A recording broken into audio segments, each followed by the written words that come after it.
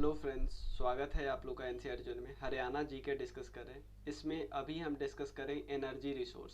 तो चलिए शुरू करते हैं। Energy and irrigation resource discuss करना है। Energy and irrigation resource. तो चलिए क्या क्या डिस्कस कर चुके हैं। पहले हम एनर्जी रिसोर्स वगैरह डिस्कस कर चुके हैं और एनर्जी रिसोर्स में कन्वेंशनल एनर्जी रिसोर्स डिस्कस कर चुके हैं। आज हम non conventional resource of energy discuss करेंगे। तो चलिए शुरू करते हैं। इससे पहले मैं बता दूं कि हमारे ये कोर्स चल रहे हैं, आप ज्वाइन कर सकते हो इस नंबर पे मैसेज करके। और इवन करेंट अफेयर्स का भी कोर्स चल रहा है। इसमें 1 अगस्त तक का भी करवा रहे हैं हम अभी। उसके बाद मतलब जनवरी से 1 अगस्त तक का एक और पार्ट आएगा, मतलब एक और बुक आएगा इसका, जिसमें हम अभी तक का मतलब कि जहाँ तक आएगा वहाँ तक का हम डिस्कस कर लेंगे। तो चलिए शुरू करते हैं। नॉन कन्वेंशनल एनर्जी सोर्स की बात करते हैं। तो दो इम्पॉर्टेंट है नॉन कन्वेंशनल एनर्जी सोर्स के बारे में, न्यूक्लियर एनर्जी, सोलर एनर्जी। लेकिन हम थोड़ा विंड एनर्जी और बायो एनर्जी के बारे में भी डिस्कस कर लेंगे। चलिए सबसे पहले डिस्कस करते हैं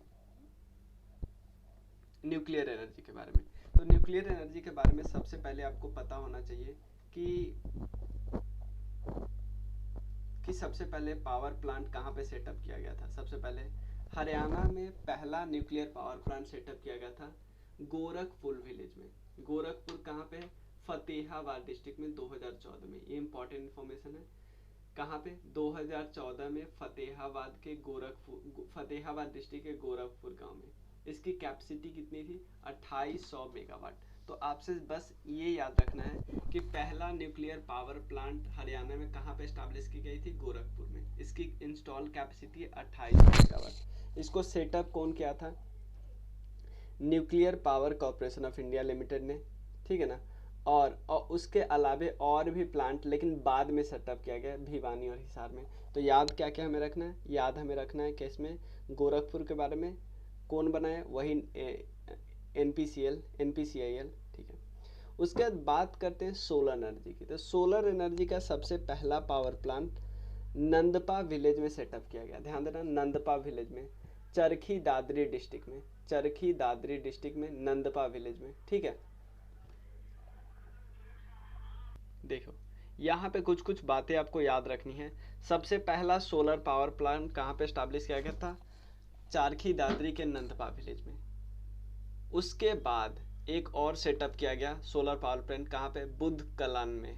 कहाँ पे? यमुनानगर डिस्ट्रिक्ट में। ये याद नहीं रखना है, लेकिन हमें याद थोड़ा बहुत रखना है कि हरियाणा में अच्छा खासा पोटेंशियल है सोलर एनर्जी का। क्यों? क्योंकि 320 दिन ऑलमोस्ट 366-65 में से क्लियर सनी डेज होता है और आपको इंसोलेशन लेवल भी अच्छा खासा होता है। तो इस सोलर एनर्जी को यूज करके आप बाकी मतलब इस सनलाइट को यूज करके सोलर एनर्जी बना सकते हैं अच्छा खासा। इसलिए गवर्नमेंट ने एक स्कीम लॉन्च किया जिसका नाम था मनोहर ज्योति, ठीक है ना, मनोहर ज्योति। और उसके अलावा एक सूर्य मित्रा भी लॉन्च किया। सूर्य मित्रा का मेन काम क्या है कि स्किल्ड मैन, क्योंकि आप ऐसा थोड़ी है कि सोलर एनर्जी के लिए कोई भी बना देगा, कोई भी सेटअप कर देगा प्लेट वगैरह, नहीं। उसके लिए स्किल्ड मैन पे पावर की जरूरत होती है, इसलिए सूर्य मित्रा, ठीक है ना। और ये मनोहर ज्योति एक ऐसा स्कीम है, संभव ये नंबर याद नहीं रखना, बस इतना समझ लो कि वो कोशिश करता है कि डोमेस्टिक में जो एनर्जी का नीड्स होता है ना, वो सोलर एनर्जी से हम करें, जिससे हमारा एनवायरनमेंट को नुकसान ना पड़े और हम बहुत ज़्यादा कोयले वाली एनर्जी पे फोकस ना रखें, ठीक है। उसके बाद हरियाणा ने इसीलिए, तो हरियाणा से रिलेटेड 3 मेन स्कीम है। मनोहर ज्योति इन्होंने किया, सूर्य मित्रा किया, उसके बाद उन्होंने हरियाणा की सोलर पावर पॉलिसी भी बना ली ताकि पावर का बनाया जा सके सोलर एनर्जी से। तो यानी ये भी क्वेश्चन आपसे पूछा जा सकता है कि सोलर एनर्जी को इम्प्रूव करने के लिए हरियाणा ने क्या क्या कदम उगाए। तो सबसे पहले आप थोड़ा बहुत लिख लेना कि ये पॉइंट थोड़ा लिख लेना कि अगर याद रहा कि पोटेंशियल बहुत ज़्यादा है यहाँ पे, हरियाणा में पोटेंशियल बहुत ज़्यादा है सोलर एनर्जी को एक्सट्रैक्ट करने का। तो इसके लिए सरकार ने 3 मेन काम किए। एक मनोहर ज्योति स्कीम लाया, उसके बाद सूर्य मित्र लाया, कम से कम स्किल्ड मैन पावर तो मिले, उसके बाद एक पावर पॉलिसी बनाया, ठीक है। मेन ऑब्जेक्टिव क्या है इस पॉलिसी का? सोलर पावर पॉलिसी का मेन ऑब्जेक्टिव है कि आपको क्लीन पावर और ग्रीन पावर पे फोकस करना है, क्योंकि क्लीन पावर है ना, सोलर एनर्जी ग्रीन पावर भी है और क्लीन पावर है, ठीक है। उसके अलावा ऐसा कंडीशन बनाना, ऐसा कंडीशन क्रिएट करना कि प्राइवेट और पब्लिक सेक्टर इस फील्ड में आए और सोलर एनर्जी पावर प्रोजेक्ट पे फोकस करे। यानी ऐसा नहीं कि सिर्फ गवर्नमेंट ही करे, भाई पब्लिक भी आए। उसके अलावा गवर्नमेंट सब्सिडी देगी, अगर आप roof top solar power plant लगाना चाहते हो तो गवर्नमेंट सब्सिडी देगी। गवर्नमेंट भी चाहती है कि इससे एनवायरनमेंट को भी नुकसान नहीं होगा और हमारा ज़्यादा खर्चा भी नहीं होगा। शुरुआत में जो एक बारी खर्चा हो जाती है वही खर्चा होता है, ठीक है। और डिसेंट्रलाइजेशन और डाइवर्सिफिकेशन, देखो अभी तक जो एनर्जी वाला रिक्वायरमेंट होता है उस पर हम सीधा सीधा गवर्नमेंट पे डिपेंड होते हैं क्योंकि वही प्रोजेक्ट बनाते हैं। लेकिन अब क्या किया जा सकता है, सोलर एनर्जी के आने के बाद एक तो डिसेंट्रलाइजेशन हो सकता है कि आपका एनर्जी का नीड्स पे आप पे ही डिपेंड करता है। आपको ज़रूरी नहीं है कि आप इलेक्ट्रिसिटी गवर्नमेंट से खरीदें फिर, या जो प्राइवेट कंपनी बेचती है उससे खरीदें, नहीं। आप एक तो सेंट्रलाइजेशन खत्म होगा और डाइवर्सिफिकेशन भी होगा कि अभी तक हम थर्मल पावर और भी एनर्जी यूज करते थे, नहीं अब हम सोलर पावर भी यूज करेंगे। तो दोनों चीज़ हुआ, डाइवर्सिफिकेशन हुआ एनर्जी में और डिसेंट्रलाइजेशन हुआ, ठीक है। उसके बाद to put in the place of appropriate investment that would leverage the benefit of clean development mechanism होगा और इससे lower greenhouse, clean development mechanism पे फोकस किया जाएगा, मतलब बेनिफिट होगा और ग्रीन हाउस गैस कम एमिट होगा। ये तो हम सबको पता है, ठीक है, ठीक है। चलिए उसके बाद बात करते हैं विंड एनर्जी की। तो हरियाणा में sufficient untapped wind energy power potential है, ठीक है ना। कहाँ पे, खासकर मोरनी हिल्स वाले एरिया में, जो कि किस डिस्ट्रिक्ट में है, पंचकुला में। ध्यान देना, मोरनी हिल्स पंचकुला, ठीक है। और इवन सदर्न हरियाणा अरावली में है। तो पोटेंशियल विंड एनर्जी का अच्छा खासा है, एक तो मोरनी हिल्स के पास और दूसरा अरावली हिल्स के पास सदर्न हरियाणा में, ठीक है।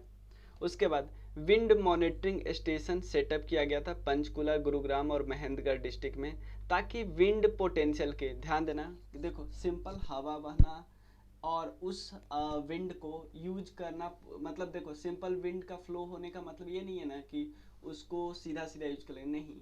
आपको एक पोटेंशियल चाहिए होता था विंड एनर्जी का जिसको आप यूज कर सको। ऐसा नहीं कि कोई हल्का से भी विंड चला उससे एनर्जी नहीं बन सकती है, ठीक है। मेन तो विंड एनर्जी के बारे में ज़्यादा हमें करना नहीं है।